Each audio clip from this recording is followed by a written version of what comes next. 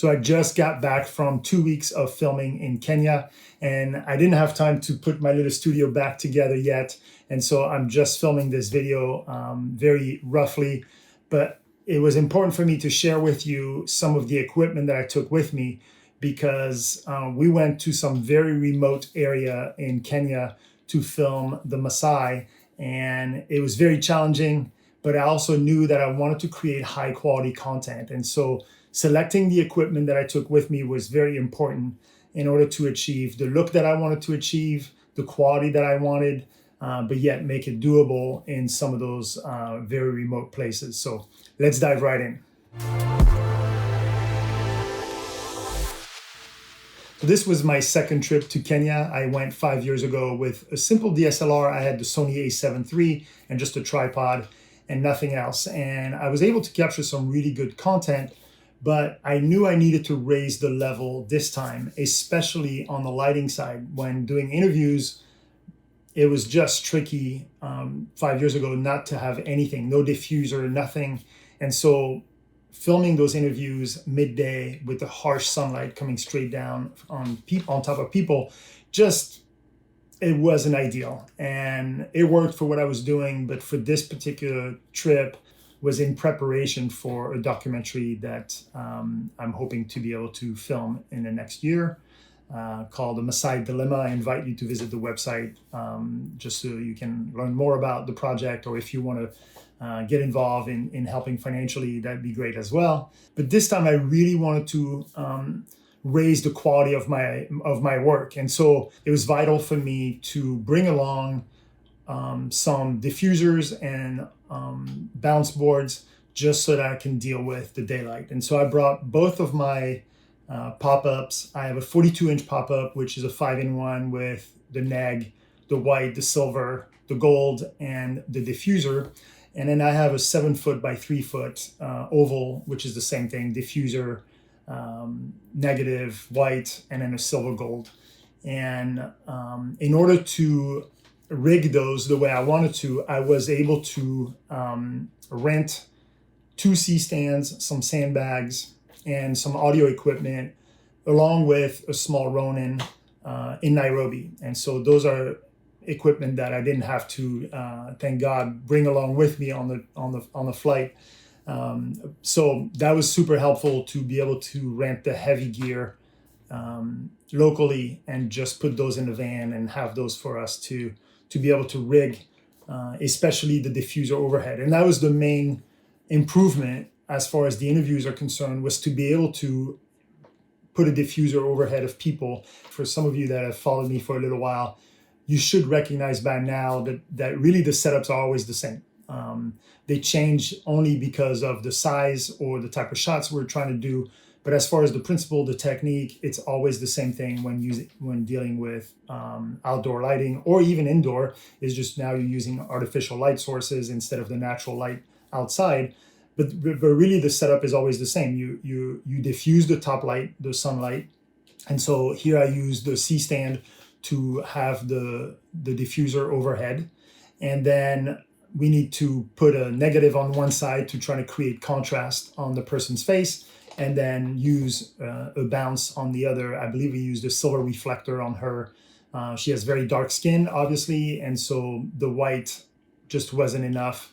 And because of the cloud coverage, it's not like I had really powerful sunlight hitting that silver. So by using the silver, we're able to raise the key side just a little bit to create contrast on her face, and that's it. Now, obviously, since my last trip, I've also upgraded my equipment. I now operate with the Sony FX6, which is a huge upgrade compared to the A7 III.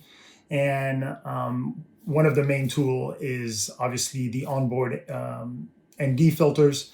That was something that I didn't have on my first trip. I had no ND filters, and so I was limited to the creativity of the shots that I could achieve, because I had to crank up my shutter speed or close my aperture in order to achieve my exposure. On this particular trip, using the Sony FX6, I was able to use camera settings for what they're intended for, and that's the creativity side, to say I want to shoot shallow depth of field, I want to shoot with the somewhat slow shutter, and then I could compensate and achieve my my exposure with the ND filter, which is the only camera settings that I consider as true exposure setting.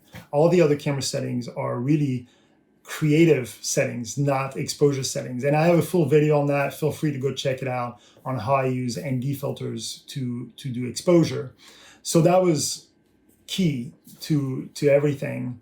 And obviously, I also brought my full camera package, meaning my Canon Cine lens, my Atomos Shogun, which I didn't have on the first trip. So to have a 7-inch monitor, using false color, using focus assist, just being able to see the shots much better than through the small viewfinder of a DSLR. All those little factors played a huge role into raising the quality of my work on this particular trip. I also have a Matbox that I kept on the front of the camera at all time. And I mean, obviously the Matbox served multiple purposes. One was to have the flag on the front where I can kind of block the sunlight if I needed to make sure there was no light hitting the lens directly. It was also a great way to keep my lens protected. I could just close that flag and felt like that was a pretty good option to protect the lens. And it was pretty quick, pretty easy. I have an ND filter as well on that Matbox, which I don't really need because I have onboard ND filters in the FX6, but to combine both was actually great. So there was always, I have a variable on that Matbox that's like a 4 to 6. I believe it's not much. And so I kind of set it, I believe I set it to 6, but I kind of just set it so that I always had some level of ND filters on there. And then the rest I was able to adjust with the variable on board. And that was really, really key to achieve some of those shots. So let me show you a couple shots. So this first shot is actually inside of a school. It's pitch black and it's very, very, very dark in that room. When I walked in, you could see the kids, obviously. You have a few windows that are flooded with daylight, but that's it. There's no electricity in the room. There's no lamp, no lights overhead, no nothing. And so the only daylight that was coming in was through those little windows. And it's a lot of light, but it's also, those windows are under kind of like a patio, like a little extension of the roof. And so it's still pretty limited. So the overall levels in that room were very, very low. What I did like, and that's why I took that particular shot, is those two kids. Not only are we in remote Kenya where kids have nothing, and they're using 2 cell phones to learn. They're doing lessons on those particular phones. And so there was the contrast of the technology and the place that we were in that I thought was interesting. And on top of that, the lighting was interesting. They're right next to the window, so they're being hit by that light. And then there is the light from the screen that also light up their faces. So I knew this could be a great shot. And so when I got in there, it was so dark that I had to raise my base to the high base. And so with the Sony FX6, I went to 12,800 ISO, which is the high base. And that was way too much light. But it was great. Like I was able to keep my aperture fully open, which is a 1.3 on that particular lens. So I have a very shallow depth of field. And then I was able to just wheel my ND filters to just limit the amount of light that came in using my false color to identify when I was exposed properly for those highlights. So now the window, we know we're going to blow out, and actually it plays in my favor. Like to show what's outside the window is not interesting. It's not like there's something really cool out there. And so to use, to blow out that window and make it pure white actually makes the shot even more dramatic. And so I use that technique in a lot of the shots, especially inside classrooms, to really just let go of the window, blow them out completely, and then adjust your ND filters to kind of try to expose the shot to the best way possible. So there's no other light source in here. I didn't bring any lights. I obviously had no artificial lighting with me. All I brought to Kenya was those pop-ups. and bounce boards.